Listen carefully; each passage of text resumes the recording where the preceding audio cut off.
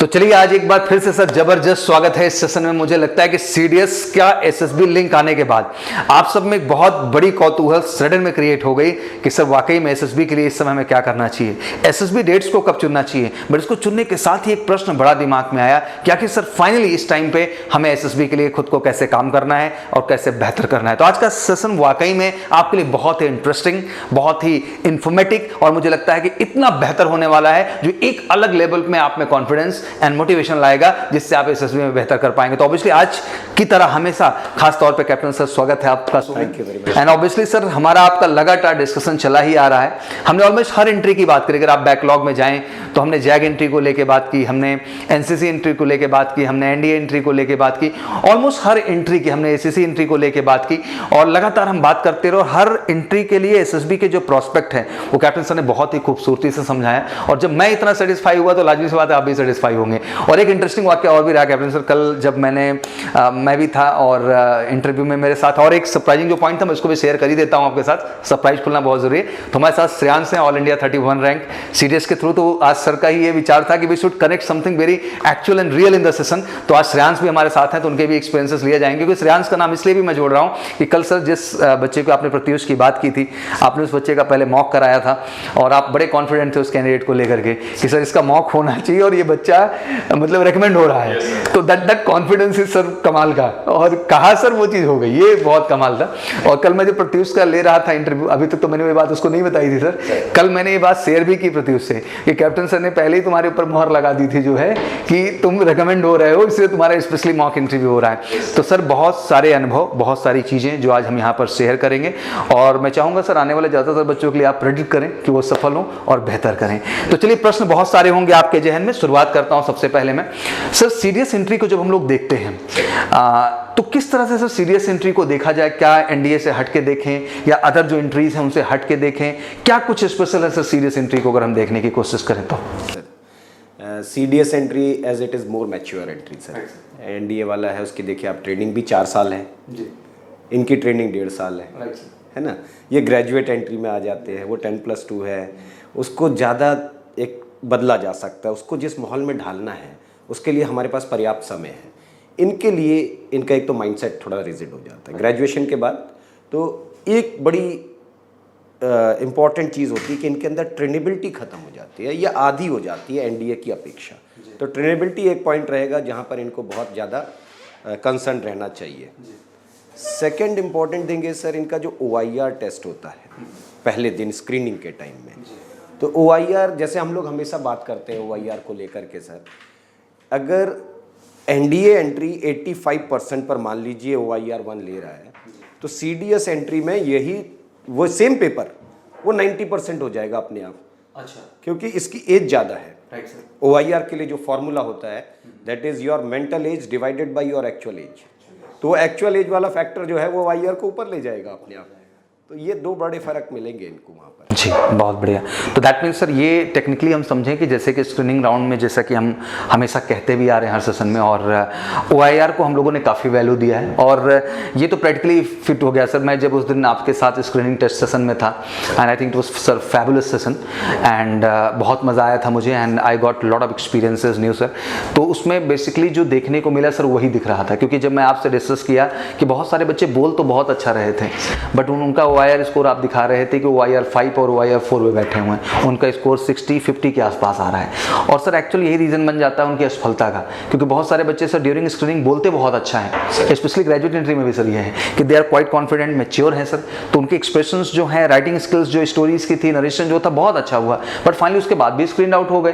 तो reason sir कहीं ना कहीं वो OIR फैक्टर है जैसा आपने बताया। और ये एक्सपेक्टेशन और IQ is all about for sir, वो बेस है और वो OIR से ही आप मेंटेन करते। वो एक कहावत है ना सर कि for an army officer the best weapon he can have is not his rifle, his brain. क्या बात है। तो उसका दिमाग जो है ना वो सबसे बड़ा हथियार है। अगर आप दिमाग से तेज है तो सब कुछ अच्छा कर ले जाएंगे। कुछ अच्छा है, विषम से विषम परिस्थिति में आप बच के चले आएंगे, अगर वो सही नहीं है तो सामान्य स्थिति भी बिगाड़ के आप चले आएंगे। बिल्कुल सर, बिल्कुल सही कहा सर आपने। अब चलिए थोड़ा सा प्रैक्टिकल की ओर बढ़ते हैं, बिकॉज श्रेयांश भी इधर बैठे हुए हैं, तो OIR की बात हो रही थी और स्पेशली अभी हम इस ट्रेनिंग पे ही फोकस कर रहे हैं, तो सर ने बिल्कुल क्लैरिटी के साथ हमें कहा। तो मैं आपके OIR टेस्ट का अनुभव जानना चाहता हूँ, क्या था, कैसा था और क्या आपने अटेम्प्ट कर रखा। बात कर रहे हैं एनडीए एंड सीडीएस के डिफरेंस की, so I have given both the SSBs. NDA की एसएसबी मैंने दी थी 2016 में, 2021 में सीडीएस की दी थी स्क्रीनिंग। तो डिफरेंस, पहला डिफरेंस होता है कि नंबर ऑफ रेशियोज में स्क्रीनिंग बच्चे होते हैं। एंड रेशियो काफी ज्यादा था, ऑलमोस्ट 200 रिपोर्टिंग थे और out of them 100 of them got screening. Nice एफोस और आरसी जी। सीडीएस हमारे रिपोर्टिंग 50 की थी, only 13 of us got screening. Okay, in 50 only 30। और ऐसा मेरे बैच में 15 का ग्रुप था and out of 15 almost 14 of them spoke very well. ऐसा किसी का भी नहीं था इसको हम लोग कह सकते थे कि इसका नरेशन खराब गया फिर जीडी खराब गया। We are talking about CDS entry. But फिर वही डिफरेंस जब स्क्रीनिंग का रिजल्ट अनाउंस करना शुरू किया, फिर जब when only 13 of us got screened, so यही बात आई थी कि कहीं ना कहीं OIR का बहुत ज्यादा इंपॉर्टेंस रहा था and question paper was really tough. But luckily यहाँ से मैं जो प्रैक्टिस करके गया था वो ज्यादा टफ था। अच्छा, तो मेरा जो यहाँ से था वो काफी ऑलरेडी ऊपर हो चुका था, तो मुझे कोई डिफिकल्टी नहीं हुई इसको सॉल्व करने। कितने क्वेश्चन रहे वर्बल एंड नॉन वर्बल के? Overall number 40 was in the verbal, 40 was in the non verbal. और कितना टाइम मिला था आपको? Time given was 25 minutes. Okay, 25 minutes for that 40, okay, for each paper। तो 25 मिनट सर, ये भी थोड़ा सा भ्रम है, क्या 25 मिनट एग्जैक्ट मिलता है या फिर उसमें भी वो काट पाट कर देते हैं बीच? थोड़ा कम होगा सर। थोड़ा कम कर देते हैं। ये नोटिस किया कि बच्चों की कॉपी जो है वो जल्दी ले ली जाती है, तो क्या आपके साथ भी ऐसा हुआ है? तो ये कि वहाँ पे ना हमारे पास वॉच है, ना वॉल पे वॉच लगी है, तो आप टेस्ट डेडलाइन में डिमांड एनालिसिस नहीं कर पाते कितना टाइम लग चुका है आपका, तो पूरा फोकस रहता है टेस्ट पेपर के ऊपर। बट हाँ, काफी लोग ये एनालिसिस बाहर जाके उन्होंने डिस्कस किया था, किसी ने भी ये नहीं बोला था कि 25 मिनट्स प्रॉपर मिले होंगे। ओके, उसके बाद में लास्ट में होता है, इवन तो साइकोलॉजी में भी सेम था और इसमें भी था, जहाँ पे टाइम फाउंडेशन की चीजें थी जी, तो यही चीजें आ रही थी कि हमारे पास टाइम जो दिया गया वो थोड़ा कम ही दिया गया जहाँ बोला गया उससे, और वो प्रेशर सर क्रिएट किया जाता है। सर बिल्कुल सर, वो IQ लेवल ढूंढना है ना सर उसका, तो ये रीजनिंग का टेस्ट तो हो नहीं रहा है, ये OIR है और इंटेलिजेंस रेटिंग निकालना है। It is a software generated rating given to an individual. तो वहाँ पर आपका मेंटल एज और एक्चुअल एज का डिफरेंस अपने आप समझ में आ जाता है। वो अगर 2-3 मिनट कम है तो भी कोई ज़्यादा फर्क पड़ता नहीं है। जी।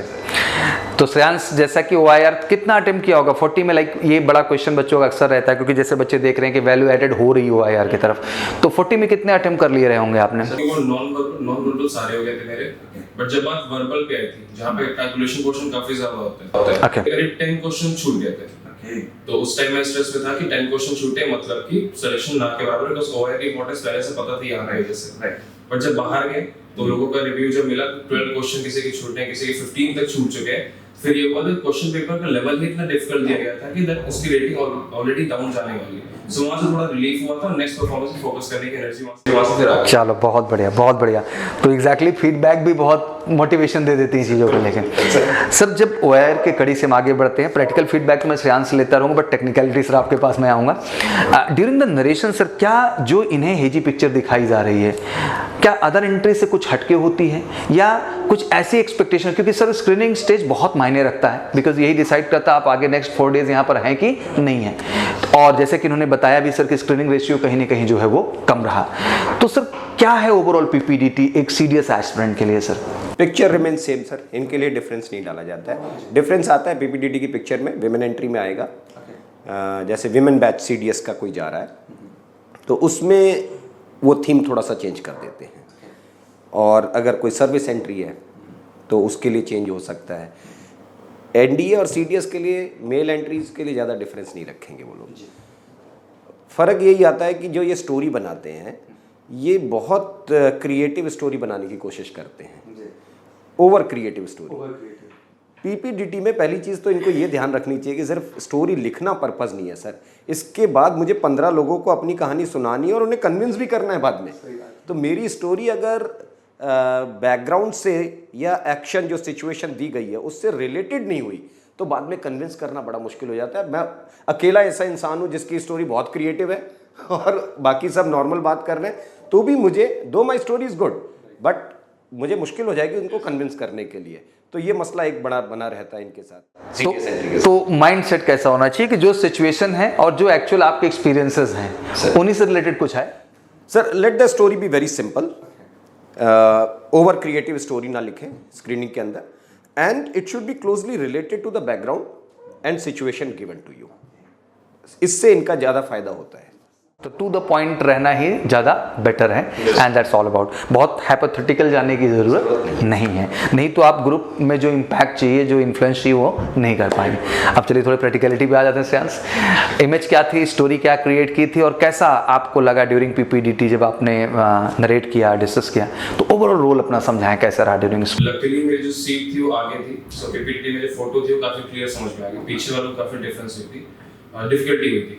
सो जो फोटो हम लोग को शो करी गई थी it was of a restaurant, जहाँ पे केक टाइप के बीच में रखा था, 3-4 लोग वाले पार्टी टाइप की सिचुएशन सेलिब्रेशन कर रहे थे। So most of the time most of the people की जो स्टोरी थी वो इसी के अराउंड सर्कुलेट कर रही थी कि या तो कॉर्पोरेशन के लोग हैं या तो फिर वो किसी सेलिब्रेशन में डिस्कस कर रहे हैं, उनका प्लान कोई सक्सेसफुल हो गया। तो पहले जो मेरी स्टोरी अगर बनती विदाउट प्रिपरेशन, जो मैं पहले प्रैक्टिस खुद से करके जा रहा था, मेरी स्टोरी कंफर्मिटी यही बनती कि उन्होंने कोई सोशल वर्क बहुत बड़ा किया, इस वजह से कोई प्रिपरेशन कर रहे थे। बट उसके बाद यहाँ पे ट्रेनिंग के बाद सर ने जैसे प्रैक्टिकल पॉइंट्स बताए थे, राइट, तो काफी ज्यादा हेल्प मिली। तो फिर मैं स्टोरी एकदम प्रैक्टिकल वाले बनाया, जो बेसिक से मुझे दिखा है, 4 दोस्त लोग बैठे हुए हैं, सेलिब्रेशन कर रहे हैं, तो डेफिनेटली तो लोग कलीग होंगे, उन्होंने कोई प्लान किया होगा प्रॉपर्ली। और दूसरा जो पॉइंट इंपॉर्टेंट था कि आपको प्रॉपर एक्शन लेना है। सो इंट्रोडक्शन बैकग्राउंड को एक से दो लाइन में स्टोरी के फॉर्मेट में समझाने के बाद एक्शन को मैंने ज्यादा एक्सप्लेन किया और उसके बाद फिर हम लोग कंक्लूजन पे आ गए। सो इसकी वजह से मेरी जो स्टोरी 15 में से 10 लोगों के साथ बेस लाइन जो प्लॉट है वो मिक्स हो गया। सो इतना इजी हो गया था हमारे डिस्कशन में कि हाँ स्टेज नंबर 7, 3, 4 जितने भी लोग हैं सबके साथ मिलाते स्टोरी के बाद मैंने स्टार्ट इनिशिएट यही किया था कि yes all of us have a similar plot, we should create our story around this plot. अच्छा, during the narration you will understand the plot is. फिर हम लोग ने स्टोरी प्लॉट करना शुरू किया। पहला नरेशन इनिशिएट मैंने किया, उसके बाद डिस्कशन हल्का फुल्का हुआ, फिर बीच बीच में पॉइंट्स मैंने जोड़ना शुरू किए, कुछ अपने पॉइंट्स छोड़े, कुछ दूसरों के लिए प्रॉपर बैलेंस बनाते हुए डिस्कशन में मैंने 2 से 3-4 बार मैक्सिमम पार्टिसिपेट किया होगा and I got selected easily. तो बेसिकली स्टोरी का प्लॉट क्या था और स्टोरी क्या थी आपकी? जो कंक्लूड मेरी जो स्टोरी थी वो थी कि 4 दोस्त हैं, they are working in a multinational किसी प्राइवेट फर्म में काम कर रहे हैं, एंड देन उन्होंने वापस में काम करते करते उनकी प्रॉब्लम कोई आती है, जिसके लिए उन्होंने मिलकर कोई प्लान बनाते हैं, टीम वर्क को डिसाइड करने के लिए प्रॉपर शेड्यूल बनाते हैं और फिर एम्प्लॉइज को एनकरेज करने के लिए लास्ट में एम्प्लॉय ऑफ द मंथ का अवार्ड देते हैं। बहुत बढ़िया। मेरा प्लॉट था और बाकी लोगों का प्लॉट भी इसके अराउंड ही चल रहा था कि 4 दोस्त थे, उन्होंने मिलकर कोई इनिशिएटिव लिया, फिर 4 लोग ऐसे हैं। फिर मैंने पॉइंट अपना ये छोड़ा कि कई लोगों को पॉइंट है कि 4 दोस्त हैं तो उनके साथ में सेलिब्रेशन करने के चांसेस ज्यादा है, तो मैंने फिर दूसरे को पॉइंट ये ले लिया। नहीं, बढ़िया। अल्टीमेट सबको सर समअप तो करना चाहिए। Being a leader it's very important. आप एक तरह से काट नहीं सकते किसी को, बिकॉज सबका अपना अपना परसेप्शन है ही ये पिक्चर परसेप्शन है डिस्क्रिप्शन का टेस्ट। तो ऑब्वियसली सबको साथ लेके चलने का एटीट्यूड, बिकॉज सर जब हम जीडी जैसे एक्टिविटी में पार्टिसिपेट कर रहे हैं तो ये सच है कि बहुत ज़्यादा आपकी स्टोरी से ज़्यादा आपकी पर्सनैलिटी, आपके बिहेवियर, आपके एटीट्यूड और ओवरऑल एलक्यूज को हम देखने की कोशिश कर रहे हैं कि आगे चल के आप उस लायक हैं भी कि नहीं हैं। तो ये बहुत अच्छी बात है कि आपने लोगों को समझ किया। और सर ये प्रैक्टिकल भी है, लाइक ये थॉट प्रोसेस को भी दर्शाता है। ये सोचना बड़ा आसान हो जाता है। सोशल वर्क कुछ तो इसमें जो है फौज में सिलेक्ट हो गया इस वजह से, कॉमन फंडा है कि फौज जोड़ दो तो मतलब सब सही हो गया। मतलब जरूरी नहीं कि हर चीज में फौज ही आ जाए। हाँ, एक सामान्य जिंदगी है। अच्छा, ऐसा जो वो इमेजिनेशन कर रहा है सर, ये केवल इमेजिनेशन ही है, एक्चुअल में कुछ है नहीं, कुछ इस तरह का उसका बैकग्राउंड है। वो एक एंजाइटी है उसके अंदर सर, जिस डर की वजह से वो एक दायरे से बाहर नहीं निकल पा रहा है। तो ये भी एक इम्पैक्ट तो उनका पड़ ही रहा है कहीं ना कहीं। अच्छा, दूसरी चीज़ सर, इनके साथ एक और बड़ा समस्या आती है, नरेशन के साथ इनके साथ कॉम्प्रोमाइज़ नहीं हो सकता। They need to be very compressed while narrating their story. तो ये पहली कोशिश इनको करनी चाहिए कि नरेशन बहुत अच्छा हो इनका। That should be clear, loud and compressed. You are not speaking for yourself, you are speaking for 15 और 14 मेम्बर्स। और उसके साथ भले 3 असेसर्स बोल देते हैं कि आप हमें एड्रेस ना करें, आप हमें, मगर वो नहीं सुनेंगे तो फिर असेसमेंट होगा भी नहीं। तो उनको भी सुनानी है वो बात। तो बात सर सब कुछ समझ में आए, एक एक शब्द क्लियर हो, ये बहुत मायने रखेगा। नहीं बिल्कुल सही सर। और मुझे लगता है सर ये भी एक कमी रह जाती है कभी कभी कि लोग बहुत सॉफ्ट स्किल्स में बोलने की वजह से अपनी आवाज़ ही नहीं पहुंचा पाते जहां तक एग्जैक्टली वो जानी चाहिए। और एक ग्रुप को आप सुना रहे हैं अपनी बात, तो उनके ब्रेन में आपकी चीज़ों के प्रति कन्विंस होने की क्षमता तो तभी आएगी जब आप पावर ऑफ एक्सप्रेशन होगा, अच्छा होगा। और सर OLQ का वो भी एक क्वालिटी है जो मुझे लगता है कि सबसे ज़्यादा ज़रूरी है आपके अंदर, तो पावर ऑफ एक्सप्रेशन का भी होना है हमें। तो सर स्क्रीनिंग स्टेज में मुझे लगता है बहुत अच्छी क्लैरिटी आपको मिल गई होगी और बड़ा खूबसूरत समागम चल रहा है सर, एक टेक्निकल एस्पेक्ट मिल रहा है और एक प्रैक्टिकल अप्रोच मिल रहा है। तो I really enjoy the interview today, मुझे भी बहुत मज़ा आ रहा है। Now we need to go for the next step sir. लाजमी सी बात है, स्क्रीनिंग के बाद प्रेशर्स बढ़ जाते हैं सर, रिस्पॉन्सिबिलिटी भी बढ़ जाती है। अच्छा, as a graduate candidate sir कहीं ना कहीं ये ऑलरेडी प्रेशर में रहते हैं क्योंकि फैमिली इनको ये सुनाना स्टार्ट कर देती है कि now your younger brother is ready behind you, so आपको कुछ करना होगा, हम कब तक आपके एक्सपेंसेस को बियर करेंगे, आपको अपने एक्सपेंसेस अर्न करने होंगे। तो कहीं ना कहीं sir during all the test ये कैंडिडेट्स के अंदर भी निकलने लगता है sir, during psychology, during interview sir, during GTO वो कुछ एक्स्ट्रा ऑर्डिनरी करने की कोशिश करने लगते हैं जो कि एक्चुअली उस सिचुएशन में डिमांड भी नहीं होता है। तो सर ये जो एटीट्यूड है इससे सर ग्रेजुएट कैंडिडेट कैसे बचे?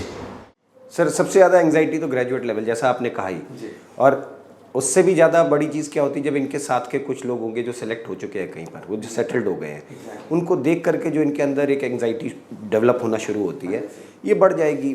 भाई 15 साल आप पढ़ाई कर चुके हैं, उसके बाद अल्टीमेट क्या रिजल्ट रहा वो इनके दिमाग में चलता रहेगा।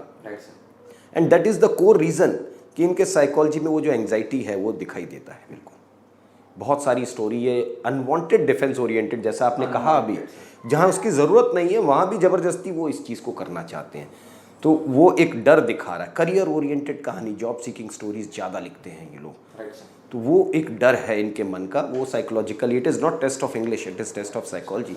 तो वहाँ से तो ये समझ में आ जाता है कि ये बार बार सिर्फ एक ही, हर तीसरी स्टोरी में ये करियर देखना चाहता है, कहीं सेलेक्ट होना चाहता है, ये कहीं तो डर है इसके मन में इस चीज़ का। अब सर ये बड़ी अच्छी बात आपने कही थी, मुझे लगता है बहुत बच्चों तक पहुंच भी रही है एक्चुअली, क्योंकि ये सिचुएशन से क्रिएट हो रही है कि बेहतर करने के लिए, बहुत बेहतर करने के लिए। लेकिन अब श्रेयांश से आते हैं उस एक्चुअल एक्सपीरियंस के विषय में कि आखिर इन्होंने क्या महसूस किया इस मोमेंट पे। स्क्रीनिंग हो चुका है श्रेयांश, नाउ एक पॉसिबिलिटी तो अंदर है ही कि एक स्टेज हमने डन कर लिया है, नाउ ऑब्वियसली नेक्स्ट टेस्ट आपका साइकोलॉजी है। तो क्या माइंड सेट था उस समय? 13 लोग स्क्रीनिंग हुए हैं, क्या चल रहा था दिमाग में, किस तरह का उहापोह जिंदगी में या दिमाग में आपके था उस समय?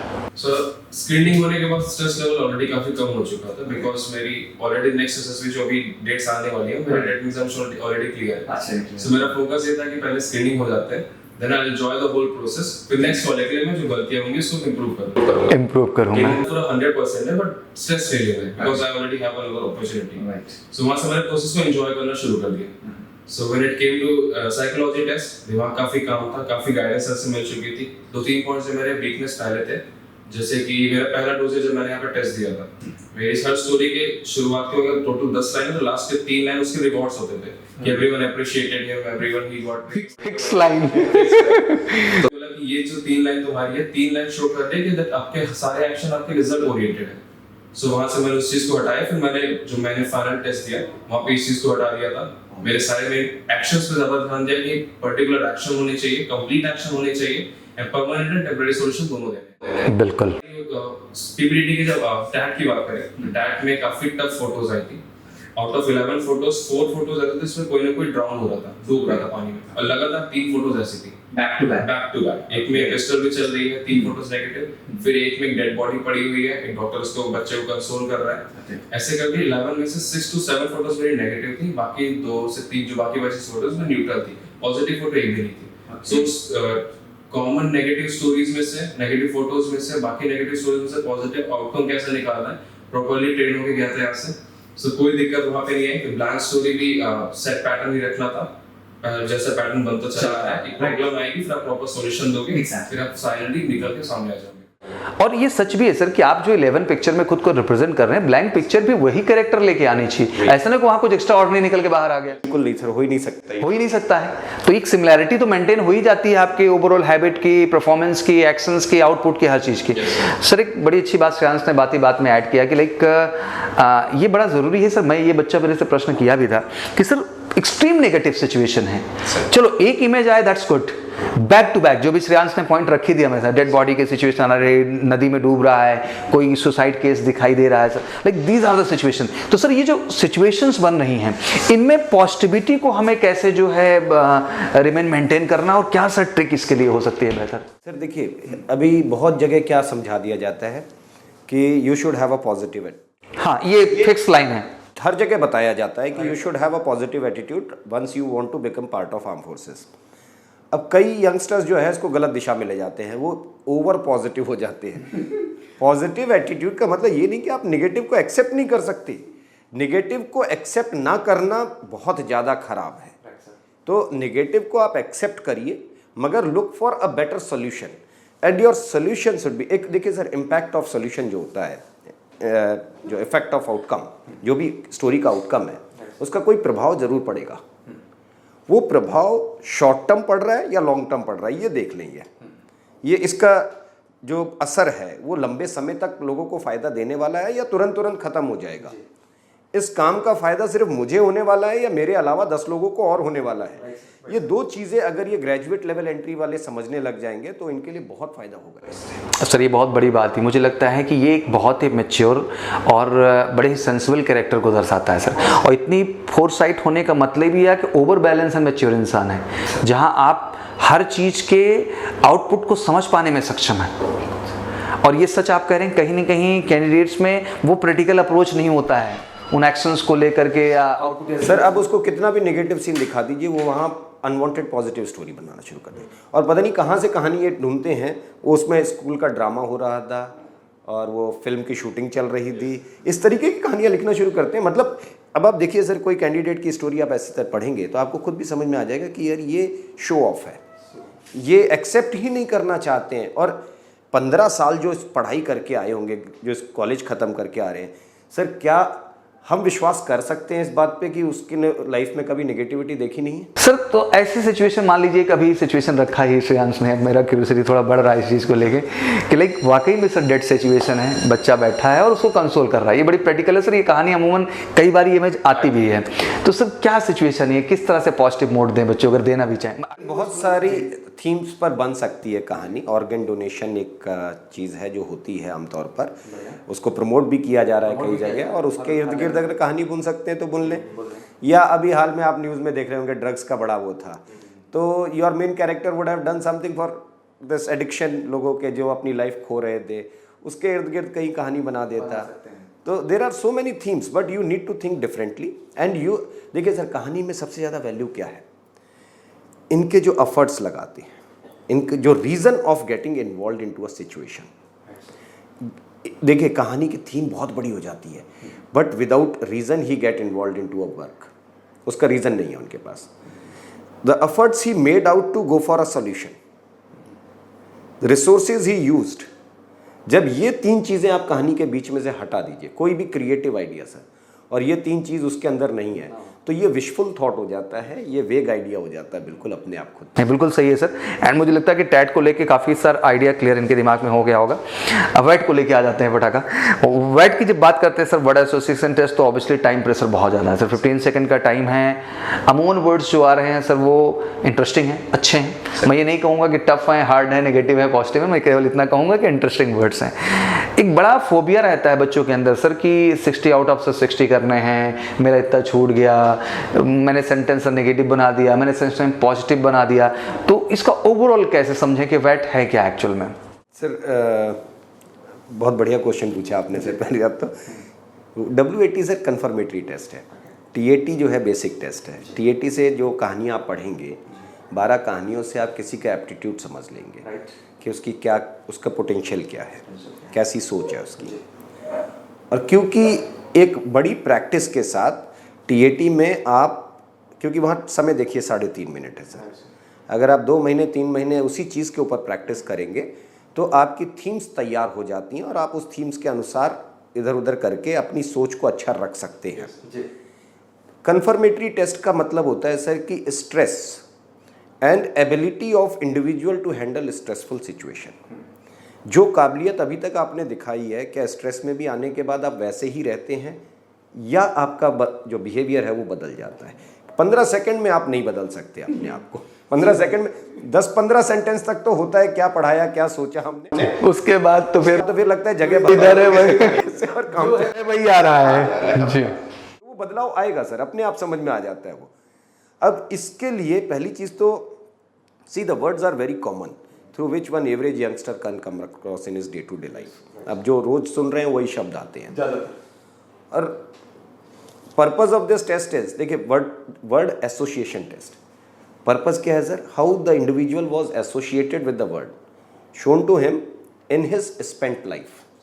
तो आपने अभी आपकी एज 20 साल के आसपास है, 19-20 साल एज है CDS के लिए। 20 साल में अगर आपने कोई ऑब्जर्वेशन नहीं बनाई है नॉर्मल शब्दों को लेकर के, तो फिर लाइफ में किया क्या? तो फिर इसका मतलब है आपका इन्वॉल्वमेंट नहीं है ना सर। तो किसी ने कोई अच्छी बात कह दी, कोई ज़रूरी थोड़ी ना है, जैसे गांधी जी ने कह दिया honesty is the best policy. 2 तरीके हैं मेरे चलने के, एक गांधी जी ने कह दिया इसलिए मैं लिख दूंगा, या फिर मेरी लाइफ में ये कितना इंपॉर्टेंस रखता है या मैंने इससे क्या सीखा। तो वो मैं अपने विचार नहीं बदलूंगा, लेकिन मैं लिख सकता हूं कि honesty brings peace in life. तो वो मेरा अपना विचार हो गया। Unless you are not involve, जो भी ये सीखते हैं ना सर, ये सीखने के बाद दूसरे के पीछे भागने लग जाते हैं या कॉपी करने लग जाते हैं। एग्जैक्टली। आप अपने आप को इन्वॉल्व नहीं करेंगे तब तक आप सिलेक्शन से दूर है। ये सर आपने वाकई में प्रश्न तो मैंने उसी इंटेंशन से पूछा था, आप बड़ा सटीक जवाब दिए हैं इन्हें। मुझे लगता है कि पूरे देश के हर कैंडिडेट को जो वैट को लेकर भ्रम है, मुझे लगता है इस लाइन के बाद वो भ्रम ही खत्म हो जाता है, क्योंकि इन्वॉल्वमेंट ही चाहिए आपकी। क्योंकि बहुत सारी चीज़ें सर आइडियलिस्टिक लिखी हुई हैं जिनको ये केवल पढ़ लेते हैं आदर्श के रूप में और अपनी ज़िंदगी में उसको रख लेते हैं, उसका कहीं से कहीं तक प्रैक्टिकल इम्प्लीमेंटेशन नहीं दिखता है। वो कहते तो हैं कि honesty is the best policy, but honesty को लेकर आपका इन्वॉल्वमेंट क्या है सर, बिल्कुल पता ही नहीं। ये बातें तो करते हैं कि सर हमें कभी झूठ बोलना नहीं चाहिए, इसके भी अच्छी लाइन पढ़ रखी है, लेकिन कभी भी ऐसा कोई स्टेटमेंट इनकी तरफ से नहीं आ रहा जिसमें ये पता चले कि वाकई में झूठ ना बोलने के फायदे क्या हैं, ऑनेस्टी के फायदे क्या हैं, आपका इन्वॉल्वमेंट कहाँ है। बिल्कुल सर। और ये बहुत मायने रखता है, और ये सर एक रियल इन्वॉल्वमेंट है, रियल मैच्योरिटी है, और जो मुझे लगता है कि सर कैंडिडेट के अंदर एक्सपेक्टेशन है जो हम करते हैं कहीं ना कहीं। बहुत बढ़िया सर, ये दिल खुश करने वाला जवाब था। आते हैं श्रेयांश पे। तो टोटल 60 वर्ड्स में कितने आपने किए? 59 अटेम्प्ट किए। मीनिंग नहीं पता थी, वो वर्ड थोड़ा नया था मेरे लिए। अच्छा, 59 से। देखिए ये तो सर अच्छी स्पीड कही जाएगी। अच्छी स्पीड है सर। अगर 2-4 वर्ड छूट भी रहे हैं तो उससे इनको डरने की जरूरत नहीं। कल हम लोग जी प्रत्युष से ही बात किया, तो कितना वर्ड उसने अटेम्प्ट किया था? अच्छा, 59 से प्रत्युष ने भी किया। कई चीजें श्रेयांश और प्रत्युष के सब सिमिलर मिल रही थी कि मतलब लाइक सिलेक्शन, इससे सिलेक्शन प्रोसेस समझ में आ रहा है कि पैरामीटर्स जो है सेम है सर, और उस मतलब क्लियर हुआ कि एक फ्रेम है, उस फ्रेम में जो जाके सेट हो रहा है वही हो रहा है, ना बहुत बड़ा चाहिए ना बहुत छोटा चाहिए, वो सटीक चाहिए जो फ्रेम के लिए मेंटेन किया गया है। नहीं बढ़िया है सर, सिलेक्शन में अमूमन सिमिलरिटी। अब तो मैं कई सारे इंटरव्यूज लेने के बाद सर महसूस करने लगा हूँ कि काफ़ी कुछ सिमिलर है जब आप कैंडिडेट्स को देखें तो, एंड एग्जैक्टली उनका इन्वॉल्वमेंट है, हर चीज़ में उनका इन्वॉल्वमेंट है। लाइक वो एक चीज़ को लिख रहे हैं स्टोरी के तौर पे या सेंटेंस फ्रेम कर रहे हैं वर्ड जो है वैट के रूप में, कुछ भी वो कर रहे हैं सर, उसमें इन्वॉल्वमेंट देखने को उनके सर हमें मिलता है। दोनों को देखिए, अगर थोड़ा कोरिलेट करा जाए, किसी ने स्टोरी लिखी, कहीं पढ़ ली, बहुत अच्छी इंस्पायरिंग स्टोरी है ना, अब उसी स्टोरी को वैसे का वैसा लिख देंगे तो वो मेरा विचार नहीं है, मैं आगे चल करके WAT में कहीं ना कहीं फंस जाऊंगा। सर यही अंतर हो गया कोच्ड एंड गाइड। सर देखिए, TAT में अगर आपको कोई स्टोरी बहुत इंस्पायर कर रही है, स्टोरी होती है, आप कहीं ना कहीं से इंस्पायर हो सकते हैं, पहली चीज़ ये सोचिए कि मैं होता तो क्या करता, यहाँ पर मेरे अप्रोच में क्या चीज़ है। तो आप अपना एक दायरा बना लेते हैं कि मेरी पहुँच यहाँ तक थी, मैं बहुत हाइपोथेटिक बात नहीं करूँगा, और जब आप अपनी पहुँच की चीज़ों में अपना इन्वॉल्वमेंट दिखाएंगे, कहानी में अपने अनुसार लिखेंगे, तो ये फिर बिहेवियर WAT में चेंज नहीं हो सकता किसी तरीके से। सर ये बहुत बड़ी चीज़ है, मुझे लगता है कि सर ये पूरे SSB का निचोड़ है जो आप कह रहे हैं सर। अल्टीमेट आप कितने इन्वॉल्व हैं इसी का टेस्ट है भाई। ड्यूरिंग इंटरव्यू सर उन्होंने आपकी सराउंडिंग पूछ ली, आप जहाँ से आते हैं, उसकी पॉपुलेशन, कल्चर, ट्रेडिशन, खान पान, रहन सहन, जनसंख्या, political structure, geographical structure. Sir ये इन्वॉल्वमेंट ही तो है। आप जहाँ रह रहे हैं वेल्ले की तरह रह रहे हैं, या आप जहाँ रह रहे हैं वाकई में रह रहे हैं, एक सजीव इंसान की तरह, और सजीव है तो you need to update around the surrounding, and that's the IQ, that's everything, यही सब कुछ है जो कैंडिडेट। और एक फौजी के अंदर सर ये तो मांगा ही जाएगा, बिल्कुल कल को सर वो जहां भी ड्यूटी पे है, जो भी है, एक विषम परिस्थितियों में रिटेन कर रहा है सर खुद को, उसको पता ही नहीं मैं जहां हूं किस तरह की सिचुएशंस है, तो वो टैकल कैसे करेगा समस्याओं के साथ, क्योंकि उसको रखा ही समस्या में गया है। बिल्कुल सही बात है। तो this is really very true कि ये लेवल का एब्जॉर्बनेस और इस लेवल की इन्वॉल्वमेंट रखने वाला ही बच्चा जो है आगे बढ़ सकता है। सर ओवरऑल SRT कैसा रहा? SRT को भी लेके सर भ्रम है कि 60 में कितना करना चाहिए, सब ऑलरेडी बनाए गए। अभी सर ने बात में बड़ी अच्छी बात कही कि स्टोरी बड़ी अच्छी बनवा दी जा रही है, बच्चे को एकदम ट्रेंड यही लिखना है, यही लिखना है। अमूमन सर जो इंस्टीट्यूशन है, मुझे डिफेम नहीं करना चाहिए, बट ये चीज़ हो रही है सर। और उसको छोड़ो सर, ये जो यूट्यूबर्स ट्रेनिंग दे रहे हैं बैठ करके, फेल्योर लोग, तो वो गाइड करते हैं 5 बार स्क्रीन मेरिट आउट, 5 बार ये out, and they are guiding कि लाइक ये स्टोरी लिख देते इस सिचुएशन में तो आप हो जाते। सर इतना नॉनसेंस लगता है कभी कभी मेरे को सुन के कि आप उसको ये बता रहे हो कि ये स्टोरी लिख दो। You are a different individual, he is a different individual. यहाँ पे जो बेस्ट चीज हमको ये पता चली थी कि सर नेवर टोल्ड अस कि आपको क्या स्टोरी लिखनी है। Exactly. से किस पैटर्न को आप रखोगे तो आपकी जो पर्सनालिटी बेहतर तरीके से सामने आएगी। एग्जैक्टली हमें आपकी ही पर्सनालिटी देखनी है। तो 2-3 टेस्ट जिसमें मैं खुद का डिफरेंस है, अभी भी तीनों डोजियर पड़े हुए हैं, तो मैं शुरुआत में उसको कभी कोई देखता हूँ कि जर्नी मेरी क्या रही है। तो मेरा फर्स्ट डोजियर ऊपर पूरा रेड पेन से लिखा हुआ है रिमार्क्स की इसको इंप्रूव करो, इसको इंप्रूव करो। सेकंड डोजियर 1 से 2 रिमार्क है, थर्ड डोजियर रिकमेंडेड सेलेक्ट किया। क्या सो फॉर दैट ये भी अलग ही कॉन्फिडेंस लेवल है कि ये चीज कर दी जाए। और ये तभी संभव होता है सर जब कोई दिल से इन्वॉल्व होता है एक शिक्षक के तौर पे, और वाकई में जब हम मास ट्रेनिंग को सपोर्ट नहीं करते हैं। मैं कहता हूँ कि ये आपका बहुत बड़ा सपोर्ट है कि नॉट ओनली आर पार्ट, यहाँ पर बाकी भी जो लोग हैं असेसर्स, जितनी भी हमारे सेगमेंट है, हर एक असेसर को अपना अपना रिकॉर्ड पता होता है कि कौन कहाँ जा सकता है। कल बड़े मज़े की बात बताऊँ सर, जब कल हम लोगों का GTO शुरू हुआ तो KP ठाकुर सर इंटरव्यू लेकर के जा रहे थे, मॉर्निंग में आए थे 7 बजे इंटरव्यू जी, और वो जाते जाते मुझे हिंट करके गए कि एक ये लड़का है, इसके ऊपर थोड़ा सा ध्यान रखना, ये मेरे ख्याल से रिकमेंडेड है। तो मुझे बड़ा अच्छा लगा कि देखिए हर एक असेसर सर ध्यान देख रहा है कि किसका क्या है, क्या रोल है। तो ये बड़ी अच्छी चीज़, ये बड़ी चीज़ है सर, और मुझे लगता है कि पूरे देश के एस्पिरेंट तक ये बात पहुंचनी चाहिए। I know there is a lot of place for the training, but we are something different, हम कुछ अलग हैं। बिल्कुल मास ट्रेनिंग का प्रोजेक्ट नहीं है हमारा जो पूरा का पूरा प्रोजेक्ट है वो इंडिविजुअल फोकस है, और उसी पे हम भरोसा करते हैं और उसी पे काम करते हैं। सर देखिए एक चीज़ मैं आपको और थोड़ा सा इसमें, sorry to interrupt you, psychology का जो डोजियर असेसमेंट है सर, ये SSB में भी होता है और अपने यहाँ तो है, इस चीज़ को फॉलो किया जाता है कि आपका किसी भी बच्चे का असेसमेंट करने से पहले आप PIQ फॉर्म नहीं पढ़ेंगे तो वो असेसमेंट नहीं माना जा सकता। एग्जैक्टली कीमत पे नहीं माना जा सकता, वो पूरी तरह से गलत है। गलत है सर। वो तो मैंने उसको, उससे अच्छा तक मैं उसको कहानी रटा देता, वो सेम चीज़ हो जाती नहीं सर, बिकॉज आप बच्चा अलग अलग उससे आ रहा है जी, और वही निकलेगा उसकी साइकोलॉजी में। अब आप उसके बैकग्राउंड से ही नहीं परिचित हैं, उसके कुंडली से ही नहीं परिचित हैं एग्जैक्टली, तो आप कुछ नहीं जज कर पाएंगे। आपने मुझे 10 कहानियाँ समझा दी, मैंने लिख दिया जा करके, ठीक है, मैं अपना PIQ फॉर्म तो खुद भरूंगा। अब अगर मान लीजिए किसी असेसर ने वो PIQ फॉर्म पढ़ा है पहले और कहानी पढ़ी, तो वो दोनों मैच कैसे करेंगी? मेरे PIQ फॉर्म में कुछ भी ऐसा दिख नहीं रहा है जो मैं अपनी कहानियों में बनाए जा रहा हूँ, तो कैसे पॉसिबल हो जाए? बड़ी बात है सर। अनटिल अनलेस आपका PIQ फॉर्म नहीं जो है एनालाइज किया जा रहा है, तो साइकोलॉजी टेस्ट केवल एक दिखावा है और उसमें कुछ भी एक्चुअल चीज़ निकल के नहीं आने वाली है सर। नहीं, बहुत बढ़िया। मैं देश से आह्वान करूंगा, बिल्कुल आइए आप सब साथ दीजिए, जितने भी ग्रेजुएट एंट्री के कैंडिडेट्स हैं। वी आर डूइंग बेस्ट और हम बेहतर कर रहे हैं और बहुत बेहतर करेंगे आपके साथ। बस ये भरोसा लेके आइए कि सर हमें काम करना है, हमें बेहतर करना है सर खुद को, और बेहतर करने की कोई उम्र नहीं होती, कोई ड्यूरेशन नहीं होती। जब से आप सोच लें तब से चीज़ें बेहतर हो सकती हैं और बेहतर प्लेस बिल्कुल आपका मेजर कलसी परिवार है। SRT को जो भ्रम था सर 60 में कितना करना चाहिए, कितना नहीं करना चाहिए, क्या सही होता है, क्या गलत होता है, तो SRT का ओवरऑल आउटलुक क्या है सर SSB के दौरान? DIPR जहाँ से बनता है, all technical assistance to the service selection board is given by DIPR only.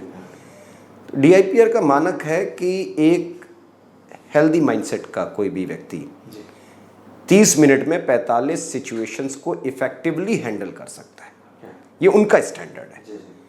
तो जब DIPR खुद कह रहा है कि 45 तक आप हैंडल करिए, अच्छी करिए, वो क्वालिटी रिस्पॉन्स होना चाहिए, आप 60 पे मत जाइए सर। 60 इनइफेक्टिव सॉल्यूशन से अच्छा है आप 45 इफेक्टिव कर दीजिए।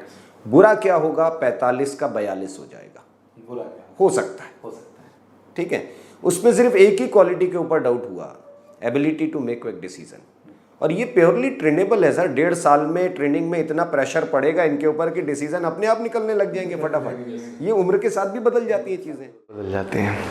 तो बहुत बढ़िया, मतलब 45 तक आप कर रहे हैं तो आप आश्वस्त हैं, इसमें कोई दिक्कत की बात। स्वस्थ रहें। सर वो कम होता है तो भी दिक्कत नहीं। मेरे साथ जो 2 रिकमेंड हुए, आई अटेम्प्टेड 48 SRTs, just number 8 जो मेरे साथ रिकमेंड हुआ, he attempted 47 SRTs, just number 5 attempted only 42 SRTs। Sir ने भी कहा भी इस बात की, ज़्यादा से ज़्यादा बुरा क्या हो सकता है, 42 जा सकता है। वो रिकमेंड तो ये भी समझने के लिए बहुत ज़रूरी कि कभी कभी इस वजह से भी डिप्रेस हो जाते हैं। तो किसी भी स्टेज में आप किसी भी स्टेज में जो किए हैं वो चलो वो हो चुका है, वो बेस्ट है, आगे आप बेहतर करने की कोशिश करें। बहुत बढ़िया।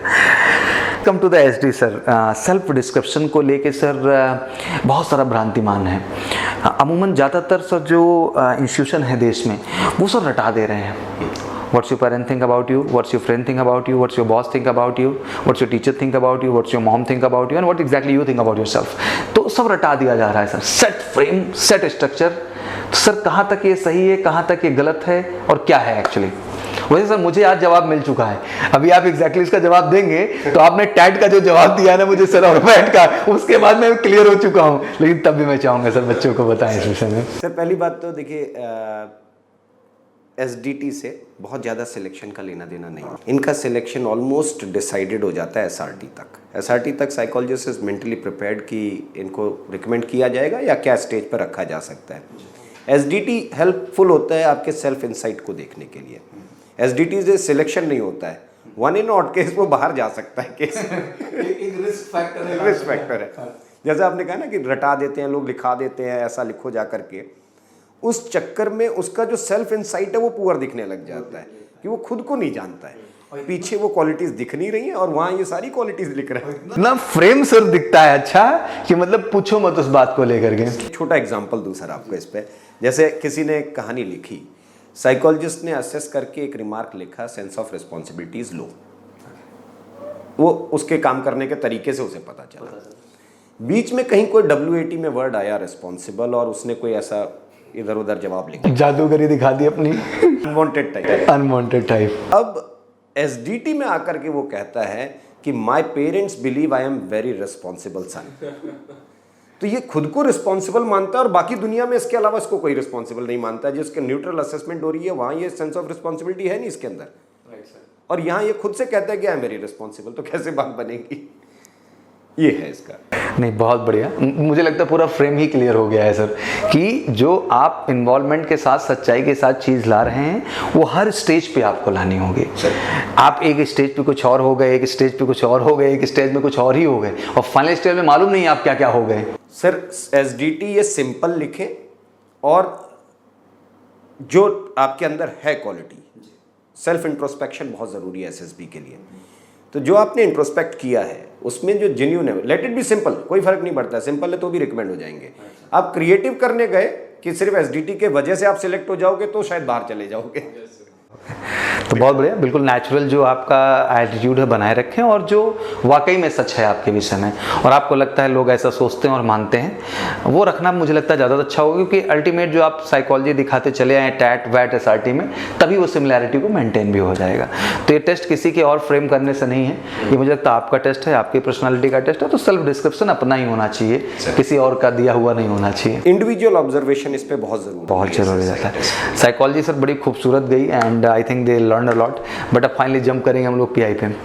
Personal interview sir, CDS aspirant में सर एक फोबिया जो देखने को मिला कि सर हम ग्रेजुएट एंट्री से जाते हैं, somebody is from the BTech background, कोई सर BSc करके जा रहा है, कोई BA करके जा रहा है, कोई BCom करके जा रहा है। तो एक बड़ा इनके दिमाग में भ्रम रहता है सर, सब्जेक्टिव क्वेश्चन क्या हमसे हो जाएंगे, क्या सर करंट का जो है इंटरनेशनल मेरे से बहुत ज़्यादा IR इंटरनेशनल रिलेशंस पूछे जाएंगे सर, क्या होगा? एक बड़ा फोबिया सर PI के दौरान है बच्चों के दिमाग में। Sir as we always say, हम लोगों ने पहले भी बात किया इसके ऊपर, बोर्ड की जो प्राइम रिक्वायरमेंट है कि youngster need to be very much comfortable with language, his IQ level need to be very good, his general awareness need to be of above average, वो लॉजिकल होना चाहिए, और he should know what is happening all around him, and his liveliness, graduate entry stress में आ गए। शुरू में ही आपने एक चीज़ कही थी कि बहुत स्ट्रेस में रहते हैं भाई, हाँ सिलेक्शन का है स्ट्रेस या घर वालों का स्ट्रेस है। तो सर अच्छा है कि ड्यूरिंग पीआई इंटरव्यूइंग ऑफिसर हमेशा मुस्कुराता रहता है, नहीं तो मालूम नहीं इनका क्या रूप हो जाए वहाँ पे। They are not able to जज कि लाइक उसके रिएक्शन से वो मेरे विषय में सोच क्या रहा है, तो जवाब ये दे रहे हैं। तो बिल्कुल सही कहा आपने सर। यहाँ पर सर ज़्यादातर यंगस्टर्स जो होते हैं ना वो जवाब ढूंढते हैं। इंटरव्यू जैसी कोई चीज़ नहीं है एसएसबी के अंदर, it is interaction. A senior officer of brigadier ranked or full colonel ranked officer, he is interacting you. What is your interest to get interacted with him? आपका इंटरेस्ट क्या है उनसे इंटरेक्ट करने का? आप हंस के बात नहीं कर सकते हो, आप सिर्फ सवाल के जवाब दिए जा रहे हो, ओवर स्ट्रेस दिख रहे हो, कांप रहे हैं ये लोग, और इनका मेजर फोकस क्या है? सिलेक्शन हो जाए, तो जवाब कितना सही दूं, इस चक्कर में इनका लाइवलीनेस कहीं से दिखता नहीं है। और बहुत जगह ऐसा होता है सर कि इंटरव्यूइंग ऑफिसर लिखते हैं लास्ट में कि energy level was low, over stressed candidate, और ये सीडीएस एंट्री के साथ ज़्यादा केसेस हैं। कभी कभी तो इस चीज़ के लिए मैं बच्चों को एक्सपीरियंस भी देना चाहता हूँ कि अगर तुम्हें लगता है कि तुम्हारा जो इंटरव्यू है वो कैसा होना चाहिए, उसमें किस तरह की एनर्जी या किस तरह का एटीट्यूड आपको कैरी करना चाहिए, तो उसके लिए अच्छा है कि एक आध इंटरव्यू तुम स्वयं लो ज़िंदगी में, और तुम्हारे सामने जो बैठ के इंटरव्यू दे आधे घंटे 45 मिनट, तुमको समझ में आ जाएगा कि इंटरव्यू लेना भी कितना टफ काम है और किस तरह की पर्सनैलिटी की आप एक्सपेक्टेशन करते हैं, तभी वो इंटरेक्टिव बन पाता है। Interactive is not one side ना सर, कि एक साइड से पॉजिटिविटी एनर्जी सब आ रही है और दूसरा यस सर, ठीक sir, okay sir, no sir, bye sir, तो this is not a way. तो वो लाइवलीनेस जो सबसे अहम वर्ड आपने इस्तेमाल किया वेरी स्टार्टिंग सर, वो सबसे ज्यादा मायने, सबसे ज्यादा इंटरव्यू में वही मायने रखता है कि किस खुश मिजाजी के साथ आप बात करते हैं। दूसरा सर सब्जेक्टिव नॉलेज, जायज़ बात है पूछा जाएगा आपसे, थोड़ा बहुत तो बिल्कुल पूछा जाएगा। 15 साल कॉलेज तक गए हो, आप पढ़ाई करके आए हो, और सर ये तो यूनिवर्सल ट्रूथ है कि किसी ने अभी तक दिया हुआ काम ठीक से नहीं किया है, उसको नई जवाबदारी कौन देगा सर? तो जो भी काम आपने किया है, आप हिस्ट्री से पढ़ाई करके आए तो हिस्ट्री की जानकारी होनी चाहिए, आप बीटेक करके आए हो तो आपको उसकी जानकारी, अब जो आप पढ़ के आए हो उसकी जानकारी बेसिक तो होनी चाहिए ना।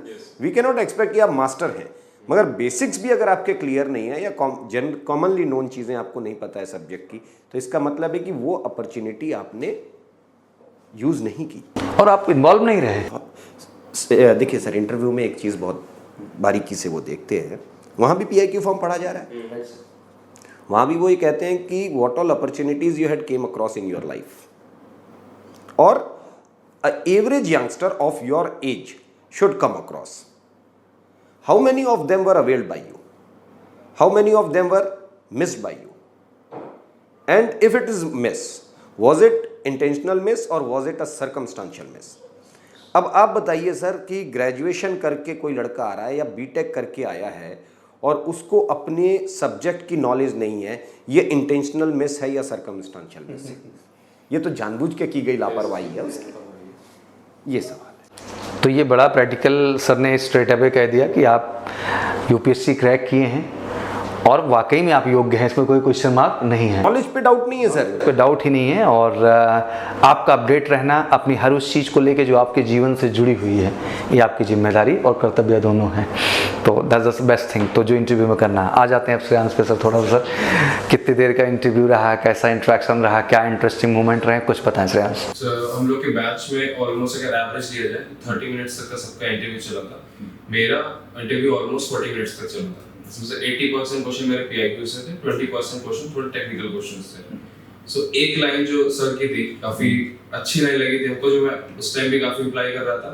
अभी भी जो बच्चे आते हैं उसके लिए सजेशंस के लिए उनको ये डेफिनेटली बोलता हूँ कि SSB is not a test of your knowledge, it is a test of your personality. ये लाइन मेरे बहुत हेल्प करी थी इंटरव्यू की एक रात पहले, बिकॉज ऐसे साइकोलॉजी टेस्ट के बाद हम लोग शाम टाइम पूरा फ्री होते हैं, तो वहाँ पे जो बच्चे आए थे वो काफी ज्यादा नॉलेज लेवल में हाई थे हमसे। उनके GS जो डिस्कशन चला था, मुझे इंडिया के बारे में अगर प्रॉपर नहीं पता, लोग चाइना USA की जगह के बारे में डिस्कशन कर रहे हैं। सो वहाँ से स्ट्रेस बनना काफी शुरू हो गया कि if I don't have that level of knowledge, may be मेरे दिक्कत कर दे, क्या पता है क्वेश्चंस पूछ लिए जाए। फिर वहाँ पे ये लाइन दोबारा दिमाग में आई, it is a test of your personality not test of your knowledge, और एक रात में नॉलेज बढ़ा भी नहीं सकते। तो मैं और जस्ट नंबर 8 जो साथ में रिकमेंड हुआ, हम दोनों गए टेबल टेनिस के लिए काफी देर तक, माइंड काफी रिलैक्स था। देन नेक्स्ट डे सुबह उठे और अपना इंटरव्यू GTO के बाद फिर स्टार्ट हो गया। फिर इंटरव्यू भी एक 40 मिनट्स आपके PIQ फॉर्म के सारे क्वेश्चंस, बेसिक क्वेश्चंस थे जो उन्होंने पूछा, वो एक दिल से जवाब देने थे, जो एक्चुअल रियल आंसर्स थे वो मैंने दिए स्माइल के साथ। क्योंकि पहले जो मैंने बोला था कि स्क्रीनिंग होना था मुझे, फिर पूरा प्रोसेस एंजॉय करना था, so I was enjoying the whole interview. That's the best thing. Second thing sir कि जो सर ने बोला कि काफी हाई रैंक के ऑफिसर्स आपके इंटरव्यू लेते हैं, सो मे बी लाइफ की मेरी इकलौती अपॉर्चुनिटी हो कि इतने हाई रैंक ऑफिसर मेरे सामने बैठ के आधे घंटे से 40 मिनट मुझसे मेरे बारे में बातें करते हैं। क्या सो इसमें मैं स्ट्रेस हो लूं कि उस अपॉर्चुनिटी को या तो वेस्ट कर दूं, मोमेंट को खो दूं, या तो फिर इस मोमेंट को पूरा एंजॉय कर लूं और लाइफ लॉन्ग मेमोरी बना लूं अपनी। सो स्माइल जब की प्रॉपर एक इंटरेक्शन हुआ था, इंटरव्यू नहीं था वो मुझसे क्वेश्चन पूछ रहा है, मैं हंस के आंसर जो नहीं आ रहा sir I don't know right now, I can't recall it right now, एकदम बेसिक क्वेश्चंस मैं भूल गया था, जैसे कि who is the marshal of the air force, simple सा क्वेश्चन हर डिफेंस एस्पिरेंट को पता है, मुझे भी पता था, उस टाइम पे पता नहीं कोई जवाब से स्किप हो गया, तो मैंने स्माइल करके बोला sir right now I am not able to recall it, so उन्होंने नेक्स्ट क्वेश्चन पे फिर प्रोसीड ऑन कर दिया, उसको स्टेप भी नहीं दिया। राइट, सो ये अगर आपको क्वेश्चन नहीं आता it's not a matter, but अगर उसके आंसर नहीं दे पा रहा तो उस सिचुएशन को कैसे हैंडल करते हो लाइवलीनेस के साथ, वो ज्यादा मैटर करता है। और सच है उस सिचुएशन में अगर आप स्ट्रेस दिखने लगता है फेस पे, आपके पर्सनालिटी बैलेंस गड़बड़ होते तो आप क्या इंपैक्ट डालते हैं। बेस्ट थिंग इज दैट कि ट्रू कि आई can't recall sir right now, तो ठीक है कोई बात नहीं, let's go for one should remain true sir. देखिए स्ट्रेस में आकर के मान लीजिए सवाल जवाब ही करने हैं तो मैं एक बार जवाब दे ले जाऊंगा, बट इंटरव्यू का जो तरीका है सर कि a question then acknowledgement of that question and counter acknowledgement of that question, तो ये सवाल घुमा फिरा करके आपके सामने 2-3 बार आएगा। और जब एक बार आप स्ट्रेस में तो चलिए ठीक है जवाब बनावटी जवाब से काम निकाल ले जाओगे, मगर बाद में जब आएगा तो फिर आप कहीं ना कहीं गड़बड़ हो जाएंगे, आपके जवाब बदलने लग जाएंगे, जवाब बदलेंगे और आप डिफरेंट पर्सनालिटी के रूप में नजर आने लगेंगे। Should remain true. जैसे एक एग्जांपल, जैसे कि उन्होंने पहला क्वेश्चन कि why do you want to join defence forces, so मेरा जो आंसर था वो काफी ज्यादा एनसीसी रिलेटेड था, तो इस क्वेश्चन के बाद हमने डायरेक्ट डिफरेंट क्वेश्चन किया फैमिली वगैरह के बारे में, फिर 2-3 क्वेश्चन के बाद घूम के वापस एनसीसी में कि अपनी कॉलेज लाइफ में तुम्हारा सबसे मोस्ट मेमोरेबल मोमेंट क्या था। सो अगर वहां पे मैं एनसीसी ना बोलता तो डेफिनेटली हो जाता है कि मेरा डिफेंस वाला जो आंसर है वो मेकअप करके आया, वहां पे एक्साइट से होता कि मैंने वहां पे एनसीसी बोला था, मेरी लाइफ में मेमोरेबल मोमेंट मेरा एनसीसी से ही होगा, तो मैंने पहला वही बोला सर एनसीसी में 3 साल। और ये सच है, लेकिन ये ऐसा नहीं कि इसमें कोई आपने एक्स्ट्रा ऑर्डिनरी सेंस भी लगाया श्रेयांश, दिल से आता है। यस सर, आप ऐसा सोचते थे, आप ऐसे हैं तभी आप ऐसा बोल रहे हैं। तो कभी-कभी बच्चे कहते हैं कि बनावटीपन से, भाई वही क्वेश्चन 3 बार आपसे होंगे और 3 बार में तुम्हारा पैशन डेडिकेशन सब निकल के बाहर आ जाएगा, समझ में आ जाएगा। ऐसा कुछ भी नहीं है। Yes, sir. तो ये सही है कि जितना हम सच हो सके और जितना हम दिल से हो सके वो हमारे लिए बेहतर है और वही एक अच्छा इम्पैक्ट क्रिएट करता है। और सर हर व्यक्ति सब कुछ नहीं जान सकता, तो इस बात से इनको डरना नहीं, कॉन्फिडेंटली जाए। और जैसे बार बार बड़ी अच्छी लाइन है कि किसी नॉलेज का टेस्ट नहीं है, वाकई में पर्सनालिटी का टेस्ट है सर। और जब पर्सनालिटी का टेस्ट है तो नॉलेज थोड़ा बहुत इधर उधर हो सकती है, बट पर्सनालिटी कैसे प्रेजेंट किया उस सिचुएशन में आपने, this is all about the. UPSC qualify करके आ रहे हैं सारे सीडीएस एंट्री वाले, यूपीएससी से बड़ी एग्जामिनिंग बॉडी इंडिया में नहीं है, तो जो हाईएस्ट एग्जामिनिंग बॉडी है वो आपकी नॉलेज पे क्वेश्चन मार्क नहीं लगा रही है, तो सर्विस सिलेक्शन बोर्ड क्यों लगाएगा भाई, आपके पास नॉलेज है। Right sir. तो ये रहा पीआई। अब फाइनली आते हैं रियल जंग पे, जो कि डे 3 एंड डे 4 की जर्नी है। जीटीओ की पूरी पॉइंट सर जितने भी हम रखेंगे। ऑब्वियसली जीटीओ को लेकर के सर ग्रेजुएट एंट्री के जहन में तो सबसे पहले ये सेट कर दिया गया कि फिजिकल टेस्ट होता है। तो पहले तो मैं इनको क्लियर कर दूं, कोई फिजिकल टेस्ट नहीं है, ऑब्स्टिकल का टेस्ट है। और ऑब्स्टिकल मुझे लगता है ज़िंदगी में किसी भी तरह के हों, ग्राउंड पे हों या रियल लाइफ में हों, उसको ब्रेन से क्लियर किया जाता है, केवल फिजिकल इफिशिएंसी उसके लिए पर्याप्त नहीं है। Now we talk about the whole GTO testing sir. हम तो कई बार इस विषय में बात कर चुके हैं, बट आज एक शॉर्ट नोट में ब्रीफ चाहूँगा सर। During whole GTO test sir, एक जीटीओ ऑफिसर का क्या इंटेंशन होता है सर, एक कैंडिडेट में वो क्या देख रहा होता है सर, और एक कैंडिडेट को एक्चुअली में क्या मेंटेन करना होता है सर। ये 2-3 बातें हैं जो इनके दिमाग में चलती है, क्योंकि सर कई फेज के टेस्ट हैं। एक टेस्ट है जहां ग्रुप बिहेवियर है, इंडिविजुअल बिहेवियर भी है, ग्रुप हाफ भी किए जा रहे हैं सर, फिर से फुल कर दिए जा रहे हैं। तो ओवरऑल है क्या सर जीटीओ का इंटेंशन एक कैंडिडेट के अंदर, क्या वो एक्सपेक्ट करते हैं सर? सर देखिए जीटीओ जो है ना, जैसे पहले जो 4 टेस्ट हैं आपके, group discussion, group planning, progressive group task और ग्रुप ऑब्स्टिकल रेस, सारे ग्रुप टास्क लीडरलेस टास्क है, ये ग्रुप टास्क है। अब ये लोग क्या करते हैं, क्योंकि इनके अंदर सिलेक्शन का इतना डर बैठा होता है कि ये पहले टेस्ट से सिलेक्शन ढूंढने लग जाते हैं, तो इनको आदत है रेस की। ये कहते हैं कि जी ये 10 लोगों का काम है, मैं सबसे आगे दौड़ करके जाऊंगा, और ये आगे आगे भागते हैं। ये आपका अकेले काम नहीं है, ये ग्रुप का काम है। पहले चीज क्लियर है, तो ये बिल्कुल दिमाग में रखिए कि आप ग्रुप को नहीं छोड़ करके भागिए, ग्रुप के साथ रहिए। उन 4 टेस्ट में जो देखा भी जाता है वो वहाँ से आपका सिलेक्शन बन नहीं रहा है, वहाँ से सिर्फ आपका एप्टीट्यूड देखा जा रहा है कि आपके बेसिक एप्टीट्यूड्स, आपका ग्रुप बिहेवियर क्या है। मेरे ग्रुप में कोई एक व्यक्ति कमज़ोर भी हो सकता है, किसी के पास आइडियाज़ नहीं भी हो सकते हैं, किसी के पास मेरे से ज़्यादा भी हो सकते हैं। मुझे उन सब के बीच में काम करना है। और आप अकेले अगर उस मंजिल तक पहुंच भी गए तो आपका पहुंचना उतना ही बेकार है जितना ना पहुंचते तो। पहुंचना 10 के 10 का जरूरी था और यही टास्क था। तो ग्रुप बिहेवियर यहाँ से समझ में आ जाता है। What is your level of involvement, what is your group cooperation level and what is your stability. Like group ऐसा भटकेगा भी सर, ग्रुप में 10 तरीके के लोग होंगे तो अपने अपने विचार होंगे, सबके अपने अपने रास्ते होंगे। ग्रुप अपने रास्ते से भटक सकता है। वहाँ पर आपका पहला काम बनता है कि काम छोड़ दो भाई, ग्रुप को पहले सही रास्ते पर लाओ। ग्रुप आ जाएगा, रास्ता सही है तो हम पहुँच जाएंगे। हमारे रास्ते ही अगर गलत होते जाएंगे या हम 4 रास्तों पे चलते जाएंगे तो हम कभी मंजिल तक पहुँच ही नहीं सकते। तो पहली चीज़ तो ग्रुप के अंदर ये इनको देखना चाहिए, इनका एक्सेप्टेंस लेवल बहुत लो होता है सर जी। और उसका सबसे बड़ा कारण है जो डर इनके मन में है सिलेक्शन का। कि ग्रेजुएशन हो गई है, अब कईयों का तो लास्ट चांस होगा, वो सोच रहे होंगे कि भाई ये अब नहीं हुआ तो फिर गया आगे। अच्छा सर, इस पे थोड़ा एक मैं इंटरप्ट कर रहा हूँ अलका सर, ये केवल सर सिलेक्शन का डर तो है ही है, ट्रेनिंग भी ऐसी की गई है सर इनकी।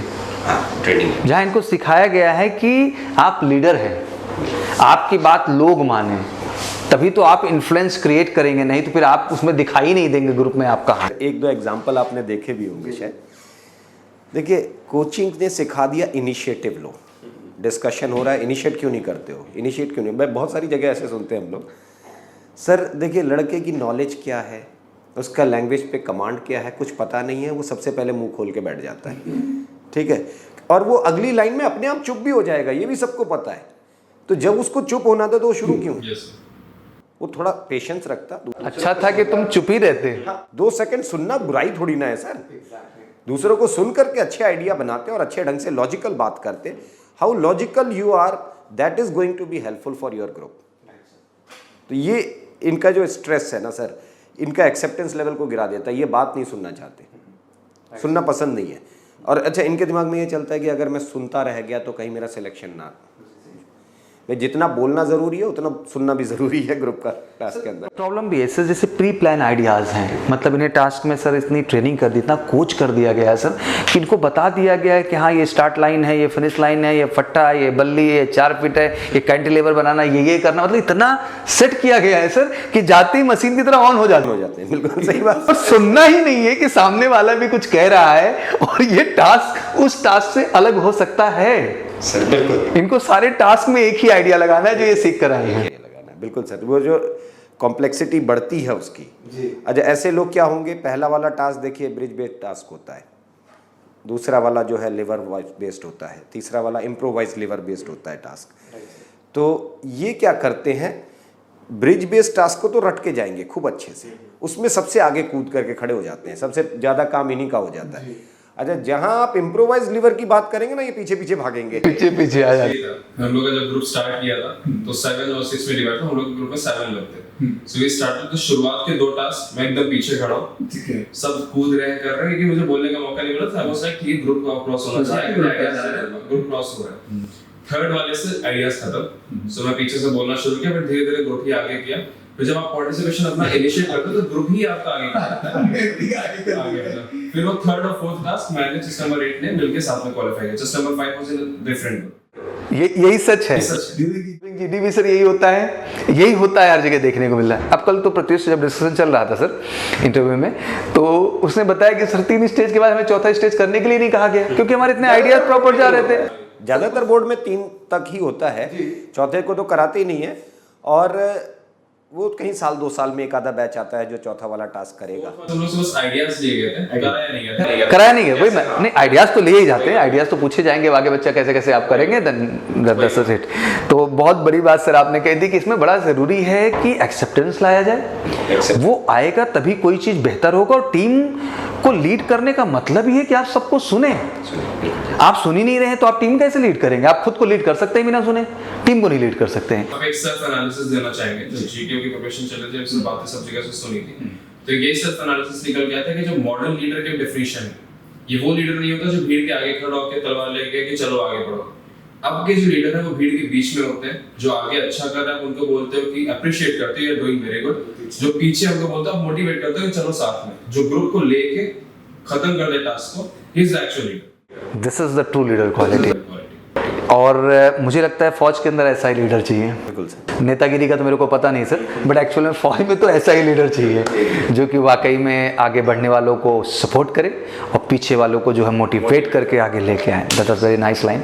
एंड जीटीयू की सीरीज डन हो चुकी है सर। फाइनली अब कॉन्फ्रेंस राउंड आ चुका है बच्चों के लिए और बड़ा खूबसूरत सेशन जा रहा है और लगातार हम एक्सपीरियंस तो ले ही रहे हैं सर। कॉन्फ्रेंस का ओवरऑल स्वरूप क्या है सर? मतलब लाइक जैसे इसमें भी सेशन में आती है कि भाई ठीक है उस समय सिचुएशन ऐसी होती है, प्रेशर भी काफ़ी होता है, किसी से 5 मिनट, किसी से 10 मिनट, किसी से 2 मिनट, किसी से 1 मिनट, इसको भी लेके बड़े भ्रांतिमान रहते हैं सर। एक्चुअल में कॉन्फ्रेंस क्या है सर, उसका पर्पज क्या है सर, और क्या ख्याल रखना चाहिए कैंडिडेट को ड्यूरिंग कॉन्फ्रेंस? देखिए चीज़ तो सर जो शुरू के 4 दिन होते हैं टेस्टिंग प्रोसेस के दौरान, उस समय कोई भी असेसर यूनिफॉर्म नहीं पहनता है सारे, टू मेक कैंडिडेट्स कंफर्टेबल कि वो अपना काम अच्छे ढंग से कर सके, फ्री होके कर सके। कॉन्फ्रेंस के दिन सारे लोग जो है यूनिफॉर्म में आएंगे और वो जब बैठते हैं आकर के तब पता चलता है कि भाई मेरा इंटरव्यू इन्होंने लिया था, ये जो है मेजर जनरल साहब हैं और इन्होंने मेरा इंटरव्यू लिया था, या मैं ब्रिगेडियर साहब से कल बात कर रहा था, तो तब तक आइडेंटिफाई नहीं रहता। तो जब यहाँ पर बैठ कर के सारे लोग पहले डिस्कशन करेंगे, तो साइकोलॉजिस्ट ने अपने नंबर बताए, फैक्टर्स वाइज बताया, पहले उनका पर्सनालिटी, उनका असेसमेंट उनको बोलना पड़ेगा कि what I have assessed group के अंदर सबके सामने सर। पर्टिकुलर सेशन में। हाँ, 4 साइकोलॉजिस्ट हैं, 4 जीटीओ हैं, 2 एक प्रेसिडेंट, एक डिप्टी प्रेसिडेंट हैं, एक टेक्निकल ऑफिसर है। ये बोर्ड के मेंबर्स होते हैं और इनके सामने इनको अपना पूरा असेसमेंट बताना पड़ेगा कि अकॉर्डिंग टू मी, कुछ लोग होते हैं क्वालिटी वाइज बताते हैं, कुछ लोग होते हैं फैक्टर वाइज बताते हैं। फैक्टर 1 लो है, फैक्टर 2 लो है, जो भी है एक्सेप्टेबल है, हाई है, सब कुछ बताने के बाद now I would like to keep him into this scale. कुछ लोग स्केल के हिसाब से बात करते हैं, जैसे 10 स्केल होती है और जो है स्केल पर जो 10 ब्रैकेट्स हैं उसमें से किस ब्रैकेट में ये रखना चाहते हैं, और उसके साथ साथ नंबर बताने पड़ते हैं कि भाई मैं इनको इतना ये नंबर देना चाहता हूँ। Similarly GTO will speak out कि इनका जो है मैंने ये देखा, फैक्टर 1 ऐसा था, फैक्टर 2 ये था, फैक्टर 3, फैक्टर 4 और इतने नंबर देना चाहता हूँ। सिमिलरली आपके जो इंटरव्यूइंग ऑफिसर है उन्होंने अपना असेसमेंट सब सर फैक्टर वाइज ही देंगे, या कुछ लोग होते हैं जो क्वालिटी वाइज देते हैं, मगर पढ़ना पड़ेगा आपको, पहले असेसमेंट बतानी पड़ेगी कि आपने क्यों ऐसा देखा, ठीक, और फिर आप उसको नंबर बताते हैं। तीनों का मिला करके अगर 240 पहुंच जाता है तो ये कैंडिडेट कम से कम कंसीडरेबल है, 40 नहीं पहुंचा तो ये ड्रॉप है। अब इस कैंडिडेट को जब बुलाया जाएगा तो इसके ऊपर कोई डिस्कशन नहीं है, ये आया और चला गया। तीनों ने बात किया, तीनों ने के नंबर मिला करके देख लिया 270 के ऊपर हो गए, तो ये कैंडिडेट अपने आप रिकमेंडेड है, इसके ऊपर भी कोई डाउट नहीं है, कोई डिस्कशन नहीं है। डिस्कशन आता है 240 से लेकर के 269 तक, ये जो नंबर हैं इस पे डिस्कशन के लिए फिर president will invite other members to come up for discussion, फिर वहाँ देखेंगे। अब यहाँ पे सबसे बड़ा रोल क्या होगा सर बताएं, क्योंकि इनके साथ ट्रेनेबिलिटी पॉइंट्स नहीं होते हैं, आधे हो जाते हैं। फॉर एग्जाम्पल अगर एनडीए का कोई लड़का है, एग्जाम्पल के तौर पे, उसको अगर ट्रेनेबिलिटी पॉइंट्स 200 मिलते हैं तो इनको जो है 100 हो जाता है, वो ये सिचुएशन, ये आधा हो जाता है इनका। ये बहुत बड़ा फ़र्क डालता है सीडीएस के इसमें, जो शायद इनको ना पता हो। और यहाँ पर ट्रेनेबिलिटी में सबसे बड़ा रोल, क्योंकि एक बार मैंने आपसे के साथ डिस्कस किया था इस चीज़ को, आपने बड़ी अच्छी बात उस समय कही थी और हम लोगों का बहुत अच्छा एक डिस्कशन हुआ था इसके ऊपर। ट्रेनेबिलिटी पे 3-4 चीज़ें होती हैं sir. What is your age देखिए मैच्योर हो चुके हैं अभी। What is their education, graduation level entry है। What is their social status, what is their economical status, ठीक है, ये डिफर कर सकता है individual to individual. Then what is your IQ level. Social status और इकोनॉमिकल स्टेटस का भी बेनिफिट इनको तब मिलता है जब इनका आईक्यू लेवल अच्छा होगा। तो सब घुमा करके बात आ गई इनके OIR पे। अब डिस्कशन में केस गया, OIR 1 है, 9 आउट ऑफ 10 टाइम्स वो कैंडिडेट रिकमेंड होगा। OIR 1 है सर, तीनों असेसर्स सहमति से अपने नंबर बढ़ा देंगे कि भाई हाँ ठीक है, लड़के का IQ लेवल अच्छा है, ग्रास्पिंग अच्छी है, सीख लेगा। यही अगर डिस्कशन में गया OIR 3 केस है तो वो झिझक उनके मन में बनी रहेगी, नंबर नहीं बढ़ाएंगे जल्दी, और वो 9 आउट ऑफ 10 टाइम्स वो कॉन्फ्रेंस आउट हो जाएगा। ये बड़ा डिफरेंस होगा OIR का वहाँ पर। सर शुरू भी OIR से हुआ और सफल भी OIR से हुआ। फौज इज ऑल अबाउट IQ। तो मुझे लगता है कि सर ने बहुत कम शब्दों में पूरे कॉन्फ्रेंस के एक्चुअल स्ट्रक्चर को समझा दिया है। बहरहाल आपका कॉन्फ्रेंस कैसा रहा? पहले तो फनी चीज ये कि जो यूनिफॉर्म वाली बात है उससे स्टार्ट करेंगे। जब इंटरव्यू मेरा हुआ था 2 इंटरव्यूअर बैठे थे। सो एक जो थोड़े एजेड थे वो छोटी सी टेबल में बैठे थे, एंड एक जो यंग एज के थे वो काफी बड़ी टेबल में बैठे थे। तो ये होता है कि ट्रेनी आते हैं, so I thought he was the trainee and वो एक्चुअल असिस्टेंट है। सो मेरा 80% इंटरव्यू उन्होंने लिया था, थोड़ा इंटरव्यू उन्होंने लिया था, तो मेरा कैजुअल मेरे के साथ ज्यादा हो गया था क्योंकि ही इज अ ट्रेनी, सो आराम से बातें करते हैं। On the conference I got to know he was the president of the board. वो सामने बैठे हुए, तो फिर उनको ग्रीट किया। So that was really good. फिर उसके बाद हाँ, कॉन्फ्रेंस में हमारे 13 में से 10 लोगों का जो डिस्कशन था वो 1 मिनट से ज्यादा नहीं चला था। ओनली 3 कैंडिडेट थे जिनका डिस्कशन 1 मिनट से करीब 20 से 30 मिनट तक ही चला गया था। इतना डिफरेंस था। और उन 10 दिन में डिस्कशन नहीं हुआ तो उनमें मैं भी था। सो आई वाज लाइक कि क्लियर ड्रॉप आउट केस हो चुका हूं मैं। चेस्ट नंबर 5, 8 और चेस्ट नंबर 10 थे, जिन तीनों का डिस्कशन 30 मिनट से लेकर 40 से 45 मिनट तक भी डिस्कशन चला था। Discussion during conference? बुलाने से पहले सर। ओके। उससे पहले टोटल मिला टोटल वो जो टाइम गैप जो भी क्वेश्चन आंसर्स को मिला के 30 to 40 मिनट्स का चला था। इसमें से चेस्ट नंबर 5 और 8 रिकमेंड हुए थे, चेस्ट नंबर 10 रिकमेंड नहीं हो पाया था। And I was the one जो जिनका 1 मिनट का डिस्कशन हुआ था, तो मेरा भी रिकमेंडेशन था। So we 3 got recommended from out of 30. That's very nice. What's your chest number? My chest number was 7. 7. Five, चलो 7, बढ़िया, चलो बढ़िया जी। एंड फाइनली ये जर्नी कंप्लीट हुई श्रेयांश की भी, और सीरियस के लिए भी हम लोगों ने जर्नी कंप्लीट की। कहना हम यही फाइनली चाहते हैं आप सबसे कि लाइक बड़ी ही खूबसूरत जर्नी है। एंड सर तो आज समझ में आ ही गया, सर हमेशा कहते भी हैं कि it's not only test of knowledge, it's all about a personality test. तो पर्सनैलिटी जितनी एक्चुअल हो उतना अच्छा है। नॉलेज तो आपने ली ही है, उस पर कोई डाउट नहीं है, बस अब उसको जो है सही ढंग से प्रेजेंट कर दीजिए, अच्छे जेस्चर में, अच्छे पोस्चर्स में, तो मुझे लगता है कि आप एक बेहतर इम्पैक्ट क्रिएट कर पाएंगे। और यही सबसे अहम चीज़ है जो आपको SSB में रेकमेंड होने की वजह देती है। एंड स्पेशली यही कहना चाहूँगा कि this is the time to give the focus. जितने भी कैंडिडेट्स हैं, बिल्कुल 14 डेज़ का प्रोग्राम है, बट आप कितना भी स्टे कर सकते हैं। आप 14 डेज़ क्या, 1 मंथ, 1.5 मंथ, 2 मंथ, जो भी टाइम आपके पास है, वेलकम ऑल। चार्ज एक ही बार लगता है, बार बार नहीं लगता है। हमें समय दीजिए और खुद पे काम करने का मौका दीजिए, क्योंकि कुछ भी रॉकेट साइंस नहीं है। हमें जितना समय मिलेगा उतना हम काम करेंगे और आपको बेहतर बनाएंगे। तो बस स्वागत है आप सबका। जितना जल्द से जल्द आप डेट सेलेक्ट कर ही चुके हैं, फटाफट बस आने की ज़रूरत है।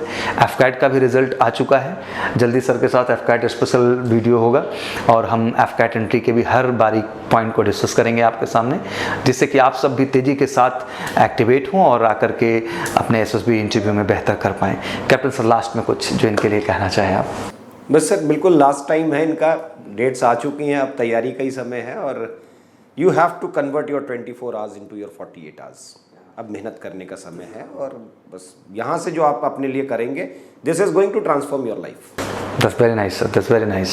Shreyans, last में like obviously All India rank 31 Shreyans, and lot of inspiring thing we got from his side also, sir. And बहुत सीखा होगा आप लोगों ने Shreyans से भी। तो Shreyans, लास्ट में आप क्या करें, because now they are obviously going for the same target, तो आप क्या कहना चाहेंगे अपने एक्सपीरियंस के आधार पे? एक्चुअली यही है कि इंडीड SSB से test of your personality, but उस पर्सनालिटी को किस तरीके से बेहतर तरीके से आपको परोसना है, रिप्रेजेंट करना है खुद को। That is a skill. अगर आप स्किल खुद से सीख सकते हैं well and good, but best तरीका स्किल होता है किसी मेंटोर के अंडर आप किसी स्किल को एक्वायर करो। आपकी पर्सनालिटी आपको नहीं चेंज कर सकता कोई, बट डेफिनेटली आप खुद को कितने बेहतर तरीके से आप सामने रख पा रहे हो, it is all about that. क्योंकि एसएसआर को उतना ही पता चलेगा जितना आप रिप्रेजेंट करोगे खुद को, और वो एक स्किल है जो आपको रिक्वायर करनी पड़ेगी। एंड मेरे पर्सनल एक्सपीरियंस है, not because of my personal connection और anything, but major classes classes definitely help me in that. मेरे पुराने एक्सपीरियंस में I got confidence out, but in this experience I got recommended, and इसका काफी बड़ा credit जाता है major classes. Thank you Shreyans. For all. Thank you. And this is a possibility what we are creating today. And second चीज़, एक जो बड़ी घबराहट बच्चों के अंदर होती है कि लाइक रिजेक्शन को लेकर के, मैं बहुत बार इन्हें समझाता हूँ ज़िंदगी में सर कि क्या रिजेक्शन फाइनल अटेम्प्ट में ही जाके लेना है? आ जाओ हमारे पास, हम उससे पहले इतने रिजेक्शन देंगे ना कि तू ऑटोमेटिक सिलेक्शन में तुम कन्वर्ट हो जाओगे। Every test, every stage, all OIR test, all PPDT test, I think around 9-10 PPDT test, मतलब अल्टीमेट, ऑल जो है psychology test, just make you all mock sessions आपको रियलाइज करा देंगे कि आप में क्या कमियां हैं और आपको क्या बेहतर करने की जरूरत है। और ईश्वर के यहाँ सर एक बात तो सत्य है कि लाइफ किसी की भी हो सर, उसमें रिजेक्शन तो लिखे हैं। अब वो आप फाइनल टारगेट पे पहुंच के रिजेक्ट हो लें या फाइनल टारगेट पे जाने से पहले उस जगह आके रिजेक्ट हो लें जहां आपको सीखने का मौका मिल जाए। तो यहाँ रिजेक्शन भी है और लर्निंग भी है, और यही है जो आपके सफलता का कारण बनेगा। तो बिल्कुल स्वागत है आप सबका and wish you all good luck from our side. And आशा करता हूँ वीडियो आपको अच्छे लगे होंगे, और जो भी कमेंट बॉक्स में आपकी सलाह है, सुझाव है, वो सर आंखों पर है। बिल्कुल हम आएंगे, लगातार आपकी बातें करेंगे, आपका आदेश मानेंगे, और जो भी होगा बैक टू बैक आपके सामने इन्फॉर्मेशन आते रहेंगे। Thank you so much, wish you all good luck. जय हिंद, जय भारत। अपने देश सेवा के सपने को पूरा करने के लिए हो जाइए तैयार, क्योंकि मेजर कलसी क्लासेस लौट आया है अपने ऑफलाइन क्लासरूम प्रोग्राम के साथ, जहां आपको मिलेगा एक्सपर्ट फैकल्टी की guidance, doubt counter facility, special current affair session, physical training और मंथली यूनिट टेस्ट के साथ साथ बेस्ट स्टडी मटेरियल। अपने वर्दी के सपने को कीजिए साकार मेजर कलसी क्लासेस के साथ। आज ही एडमिशन लें और पाएं 2000 का कैशबैक डायरेक्ट एडमिशन लेने पर। और अधिक जानकारी के लिए हमें कॉल करें 9696330033 पर और विजिट करें www.majorkalsiclasses.com पर।